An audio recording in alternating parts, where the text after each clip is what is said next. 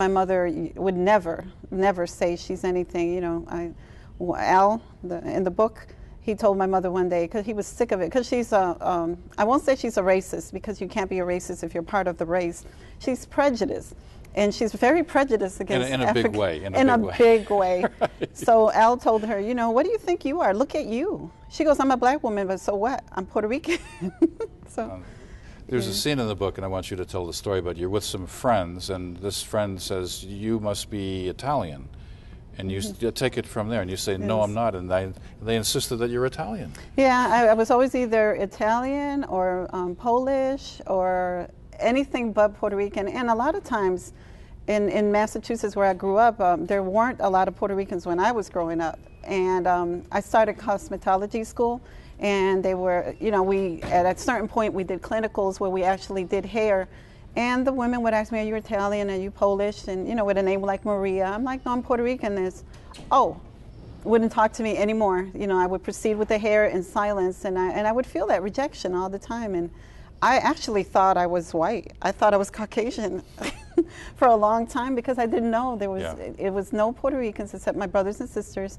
So I learned to fit in, and I learned to not let them know so they wouldn't reject me. So, you know. It was a bit strange for you, too, when you decided to move from Western Massachusetts, from predominantly a Puerto Rican community, to Atlanta, which is basically black, was then black and white. Definitely. Would you talk about that? Yeah, that was very traumatic for me. You could have chosen to be black or white in many ways. Yeah. And I chose to be black. I moved into Southwest Atlanta, which I love, and it was all black. And then I have two boys, and to look at them, they're African American boys, you know, with green eyes and a little light hair, but they look African American.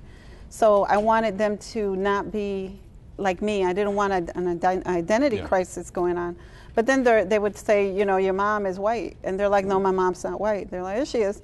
So that was an issue. So there's another issue. But we did pretty well in Southwest Atlanta. And all the attention I got was was overwhelming for me, because people stopping me in the streets. What are you? What are you? What race are you? And I'm like, oh my goodness. I'm like, I'm Puerto Rican. They're like, what's that? So then I had to choose a race. So one day, I remember the day that I said, you know what? I'm black, I'm white, and I'm Indian. Choose one. And that was my answer from now on. Choose one. Whatever you want me to be, I will be. Your story is so complicated, and yet the narrative just moves. You've gone through a series, I'm just thinking out loud here, you go through a series of men who abused you as you're literally getting degrees in substance abuse, domestic abuse, and so on. You end up with a Prince Charming, a wonderful guy. I wish he was here. I'd love to meet him. But one of the things I picked up from this book is that domestic abuse is fairly... You can see the signs. It's not this erratic, this guy must be crazy, this guy must be neurotic. It's very predictable. You can see it happening. Am I right about that? Absolutely correct. We, the women, are in denial. In my case, with my father issues and my mother issues, and in the culture, it wasn't abnormal to me, so that I couldn't pick up on those flags, those what I call red flags. But they are many, many, many. And guys like this, I call them predators. They look for women like me. They look for women. A strong, tough woman, they'll stay away from her. They look for the meek, and I'm a doer, I'm a caretaker. I'll do anything for you. So, you know, it's easy bait. So yeah, there are a lot of signs, and I know you're reading it and you're saying, my God, is this woman an idiot? I go from one to the other. I really didn't see it, you know, because my husband was physically beating me, I mean, really beating me. And then when I went to Al, he was emotionally abusing me. So I didn't recognize it. I thought he was the nicest guy in the world until the therapist told me, what's so nice about him? And I'm like, hey.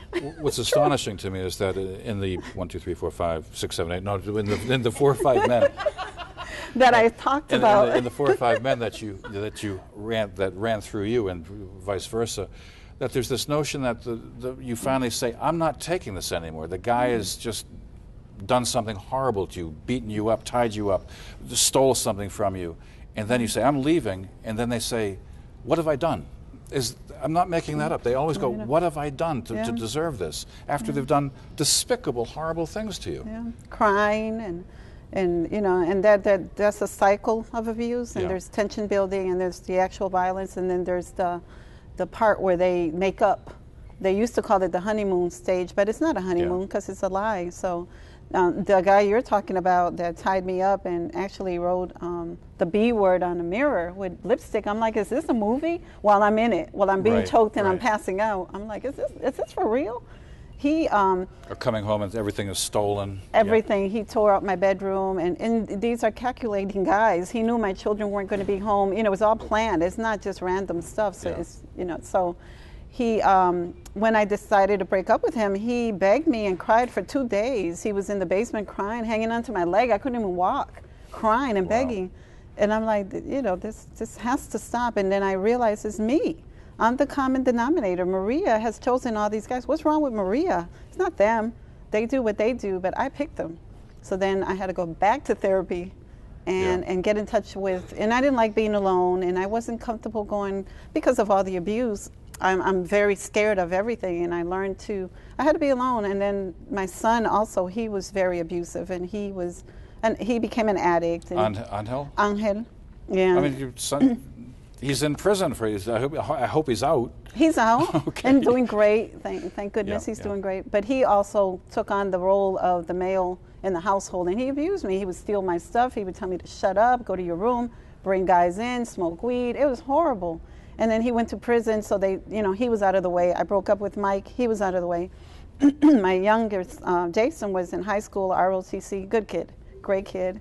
Angel's great too. He just had issues because of his father. And so it was me and Jason had a social life. So it was me. And I had to get in touch with Maria and really, really look at me and what do I want to do? I wouldn't even watch a movie by myself, you know, without saying, you know, what do you think? Or Maria, where do you want to go eat? I don't know, where do you want to go eat? You know, I never made up my mind about anything. So I got strong and I started reading and in the process. And realized how smart you really are. Yes, because I thought I was dumb. I really thought I was stupid. Even though I moved forward and I had to do what I had to do. And in the midst of all that, I had to work 2 jobs and raise my boys. I had to. I don't know how you did it. I mean, just after having read the book, like how could you possibly juggle all of this and work and go to school at the same time? But I've got to ask you this, Maria. Sure. What prompted you to put this down in writing? What a story. I was hurting. And I wanted some answers, and one day college professor told me, Maria, you should publish this paper I wrote. You know, I would, every time in school they asked me to write something, I would write about this. Yeah. And he said, you really should write a book or should publish something because it's a great story. And I kept hearing that, and Charles, Maria, you should really write a book. And I said, you know what? November the 2nd in 1996, I said, I'm going to write a book. And Charles was like, yay, write a book. And then he said, you actually did it. And I cried and stopped and was afraid of it. And Charles would see me on the sofa. He goes, Maria, what you doing? I'm like, nothing. He goes, how about where's your writing? And I'm like, I can't, don't make me write. But I pulled myself up and did it and continued and finished. Well, thank God you wrote this book. I enjoyed it. I learned a lot from it. And it's going to be a big book. It's going to get better and better. Charles Sperling, I wish you were here to see your beautiful wife talk about her wonderful book. Maria Flores Sperling, the author of Whose Little Girl Is This? ¿De quién es esta niña? Thank you for being here. Muchas gracias.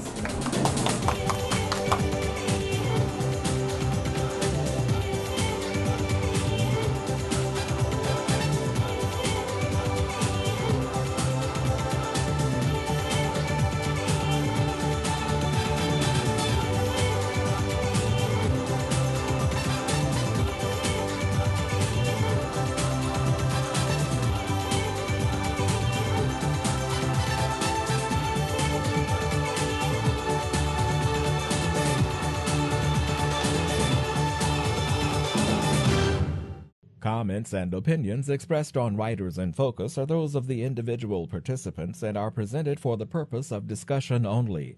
No endorsements by Atlanta Fulton Public Library System or Fulton County government are intended, and none should be presumed.